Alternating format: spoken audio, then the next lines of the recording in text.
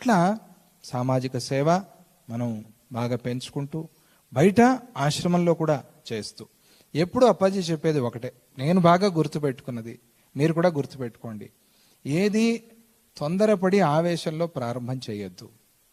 నిదానంగా ప్రారంభం చేయండి. ప్రారంభం చేసింది నిదానంగానే చేయండి. ప్రారంభం చేసింది ఏది కూడా వదలకండి. వదలకుండా చేస్తూనే ఉండండి. అది మీరు గుర్తుపెట్టుకోవాలి. ఏదో ఆవేశంలో ప్రారంభం చేశాం, అయిపోయింది. ఎవరో వస్తారు, మనము నిత్యాన్నదానం చేస్తే బాగుంటుంది అంటారు. వాళ్ళ అభిప్రాయం నిత్యాన్నదానం అంటే ఏమిటి? వారానికి ఒకసారి సంవత్సరం చేసేస్తే అయిపోయింది. కాదు, నువ్వు నిత్యాన్నదానం పేరు పెట్టావు అంటే, మంగినపూడిలో వాళ్ళు వచ్చి అడిగారు, స్వామిజీ నిత్యాన్నదానం చేస్తామన్నారు. అంటే అప్పుడు ఒకటే మాట చెప్పారు, మీరు ఒక 2 ఏళ్ళు చేయండి, తర్వాత చూద్దామని. వాళ్ళు 2 ఏళ్ళు చేసి చూపించారు, చూపించి గెలిచారు. గెలిస్తే ఇప్పుడు వాళ్ళు 6వ సంవత్సరం 7వ సంవత్సరం మొన్న వెళ్ళినప్పుడు చూస్తే ప్రతిరోజు మంగినపూడిలో నిత్యాన్నదానం జరుగుతూనే ఉంది. ఇవి మీరు జరిగేవి కూడా తెలుసుకోండి. ఇది ఈ పుస్తకం అందుకనే ఇది ఇచ్చారు, చూసారా? ఇది జరిగేవి, ఇది చాలా కూలంకషంగా చూడండి. మీరు ఫొటోస్ చూసి తిప్పేయద్దు, చదవండి. రిపోర్ట్ కూడా చదవండి. రిపోర్ట్ తెలుసుకోండి. మీరు తెలుసుకుని మీకు తెలిసి ఉండాలి ఇవి జరుగుతూ ఉన్నాయని.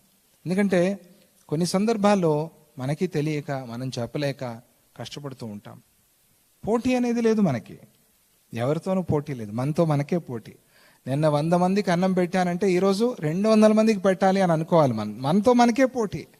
పక్కింటి వాళ్ళతో ఇది వ్యాపారం కాదు కదా, ఇంకొకరితో పోటీ పట్టాలి. ఎవరి సేవ వాళ్ళది. ఎప్పుడూ కంపారిజన్ వద్దు, వాళ్ళతో వీళ్ళతో కంపేర్ చేసుకోవద్దు.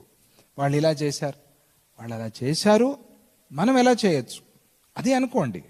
అది మనలో మనమే ఆత్మ పరిశీలన అనేది, ఆత్మ పరీక్ష అనేది తప్పదు, చేసుకోవాలి. అది తప్పదు.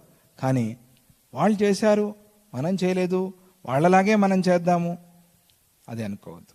మనకి ఒక దారి చూపించారు, ఆ దారిలో మనం సేవ చేద్దాం.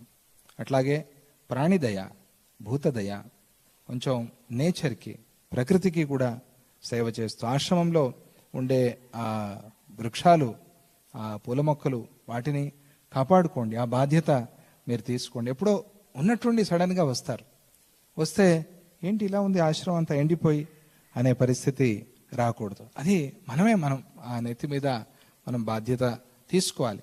మీరు కనుక ఆ బాధ్యత తీసుకుంటే అక్కడ ట్రస్టీస్ మీకు సపోర్ట్ చేసేలాగా చేసే బాధ్యత నాది, నేను వాళ్ళకి చెప్తాను. మీరు ఆ బాధ్యత తీసుకోండి, వాళ్ళకి చెప్పే బాధ్యత మాది.